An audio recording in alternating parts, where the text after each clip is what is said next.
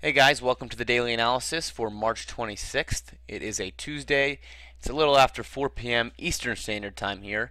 And so in today's analysis, we're going to, of course, be covering the major currency pairs that we typically look at, covering some potential trade setups. In today's analysis, I'm probably going to be a little more brief. I hate to skimp out on you guys, but just have some priorities that I really need to get to before my day ends here.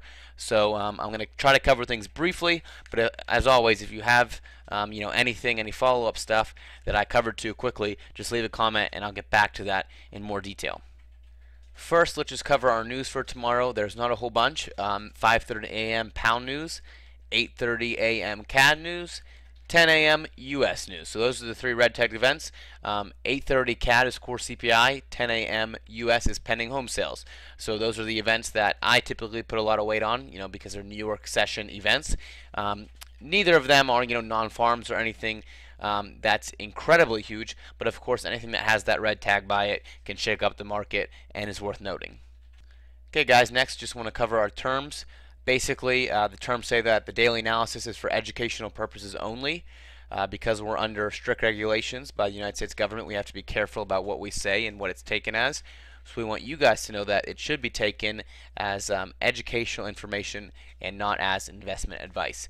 So if you need to pause and read through that so you fully understand it, please take the time to do so. Alright, so the first thing that I think is worth noting is the incredible CAD strength that we saw in the market today.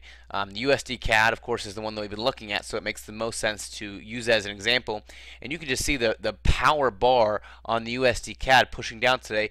Even though the United States dollar was not all that weak, yet we saw a huge push down because of the CAD strength. So this move and kind of the bottom over here, depending on how you look at it, are still intact, still looking like they want to head down, they want to come to this major level.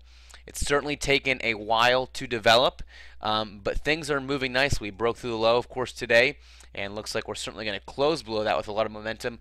One thing to be careful of, if you're already short like I am, is a retest back in this area. So that's one thing to keep in mind. Now, we got short on the USD-CAD pretty late, in terms of the daily bar, and we did that today during the trading room because there was the break of this level, pretty critical break, a retest, a continuation.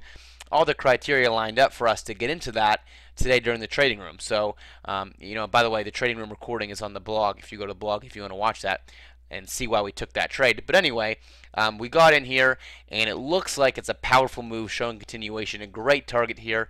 I think a 6-to-1 reward for me if I hit my target. But the issue is the idea that this could bounce and retest, and that's a major concern for those of you who are short. So just keep that in mind on the United States dollar versus the Canadian. Okay, guys, next we have this pound dollar. Definitely a trade potential in my opinion. Of course, I just want to obviously note the downward pressure here on the pound from this crash. We had a good pullback here, came right into the zone. Now, it's up to you, depending on how you draw the zone, whether you think this is a full retest.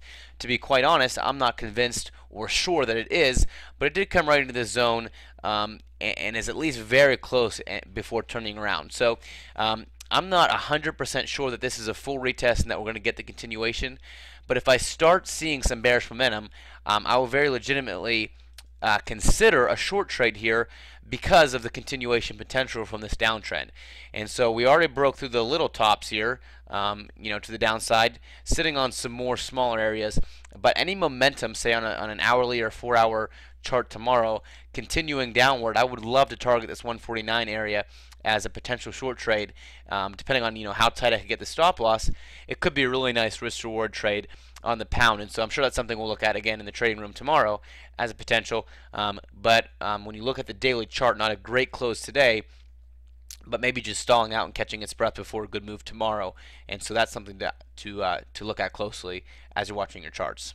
Okay, just a quick update on the US yen. We have this major level that's also corresponding here. I didn't even have this line drawn there on this chart, but also corresponds with this bottom, a really big level that we have not seen a break or a full push out of yet. So again, bearish break potential here, bullish break potential through this trend line, maybe a retest situation. Keep in mind this top, but not yet developed, still sitting right in the middle of the zone.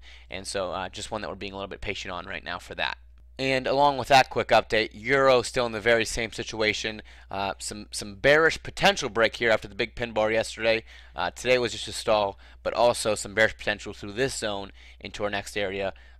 Also one to be patient on, but waiting for an opportunity there. The update on the AUD is the same as it's been for a while now, just continuing to churn up higher. Very good movement. Anyone who's in along this way is doing really good.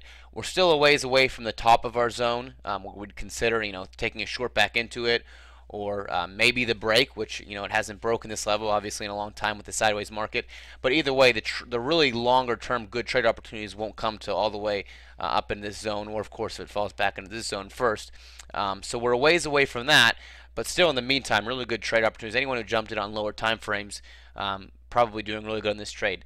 I have not successfully done that. There's a break here of a little mini wedge that would have been an opportunity that I couldn't jump on, and so I regret not being in this. But anyone who is, great trading and should be in some nice profit at this point. Alright guys, and then the Euro Pound is the last one we'll cover today. You can see again stalling out today after the continuation pin yesterday. Really nice continuation pin. Just a little bit of a center and a stall today, so still heading toward this area. To me, seems like there's no reason it should stop at this point, unless there's some fundamental change. Nice momentum to the downside, even though there's been some stall bars along the way. And what I expect is price to come into here and even potentially break this level and go to our next one. This Euro reversal area from where it really consolidated up here and then turned around was ugly for a long time. It really, we talked about the no potential, but since it's breaking out, we've seen some potential. The strong bar here, really nice fake and pin bar here. So I'm not sold on the idea that this thing can't be a full reversal all the way back into 82 or lower prices. Very well could find support, and this be just a whole crappy area where eventually it just continues trending nicely to the upside. That's possible too, but right now I'm kind of buying into the short potential here. We'll see how much it goes, but break of this level and a continuation on the next leg would certainly be a short opportunity as well. And so for me, the Euro Pound, not moving, not flying around like the pound dollar did when it crashed, but some solid, consistent potential there, I think, as far as the the reversal from that 87 area. Took 2 retests there, but definitely moving nicely now since that second bar and or that second pin, I should say, in here, and the moves down. Again, there's some blue bars in the way. It's not crashing, but you can see pretty steep, consistent movement really from this area down to where we're at now, right around the 85 zone. And so we'll just have to wait and see if that continues, and if so, try to capture it in between levels like we talk about on the way down. Okay guys, so that about does it for the analysis. Again, the trade setups that we talked about at the beginning, USD-CAD potential as it's breaking lower, and pound dollar as it retested that zone and has some short side potential to the next area. Those are the two immediate trade opportunities that I talked about today. The other pairs, just some basic analysis. Alright guys, any questions or comments, feel free to leave those below. I appreciate you taking the time to watch the daily analysis, and I will be talking to you tomorrow.